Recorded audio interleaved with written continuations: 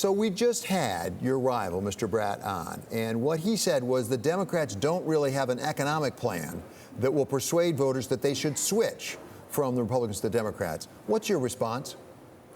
My response is reflective of what I'm hearing in the district, which is, while it is wonderful that we are seeing economic growth, I am concerned with what is happening for American families across our district and across this country.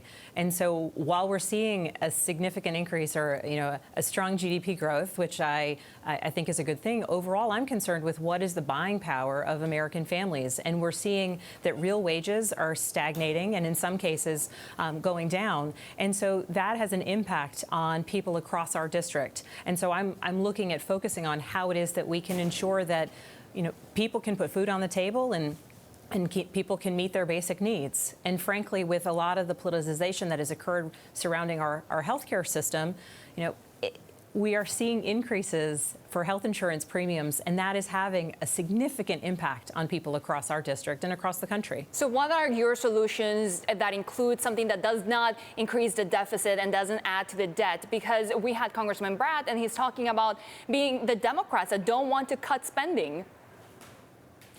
Well, I think we need to look overall at what our priorities are. And I think, when we find ourselves in a place where people on the left or right are booing or applauding economic growth for political reasons, that's exactly part of the problem. I think we need to be looking at what are long-term, substantial, impactful legislative priorities that we can pursue where we can address the needs of people across my district and across our country. And that means we need to take a look at how it is that we can continue to create job opportunities, how it is that we can ensure that people are ready to join the workforce and have the skills that will get them good paying jobs, that will get them the wages they need in order to be able to meet their daily needs and provide for themselves and their family. And those need to be conversations that are detailed and bipartisan, because we have to get to a place where we stop looking at these in such partisanship terms and really focus on how it is that we can continue to grow the health of our economy and opportunities for people across this country. And of course, you're, as we mentioned earlier, a CIA veteran. How do you think the president's attacks on intelligence agencies will have an impact on not only these enforcement agencies, but also on yourself as a candidate? Is that something that concerns you? So I'm a former CIA case officer, and my experience as a case officer informs a lot of my perspective.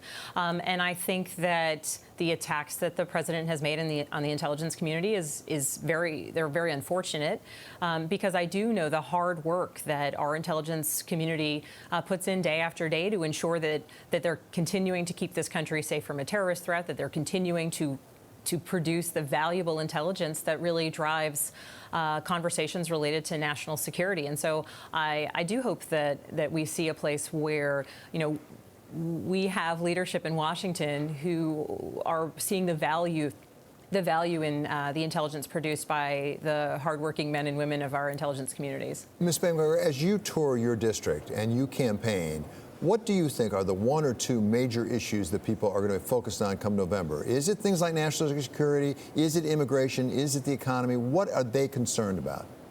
So overall, the two top issues are healthcare and the economy.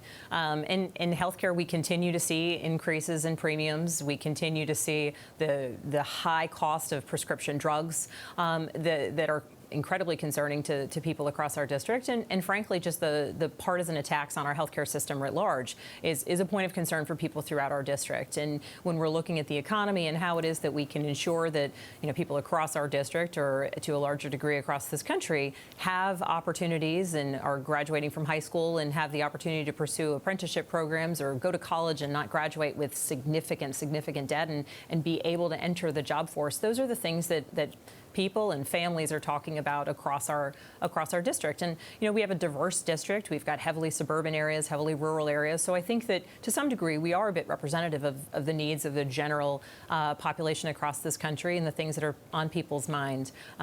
National security issues come up very infrequently, but there is a general concern about where we are in the world and what we might be doing to the place of the United States within the world. So finally, to wrap this up, if the economy economy actually is a key ground in which this is going to be fought. You're trying to take ground away from somebody. You're trying to take it away from a Republican. What is the case you make that says that you'll be better, Democrats will be better than Republicans? Because at least this president has made this his #1 priority. And there is growth, as you say, there's GDP growth. There's also really approaching record unemployment levels. There are more jobs. And in fact, real wages are starting to eke up. So why would somebody make a change at this point? It's about where we are now. It's about the opportunities that people have. It's also about the fact that we are essentially we are mortgaging our country's future, and our children are the ones who are going to be responsible for that debt because of the large additions that we've made to the deficit under the Republican Congress, under this administration, through the tax bill, and a lot of the instability that has been created within our healthcare market due to that bill. And so I think overall, my background as a CIA officer is one of facilitating strong and informed decisions. And so when we're looking at economic policy and the implications of the choices that members of Congress are making and ultimately that legislation makes on our communities and our country, it's incredibly important that we have people who are committed to really questioning the long-term impacts of the choices, not just the immediacy of the choices that they're making, and recognizing and being accountable for those choices and how they impact workers and people across the district.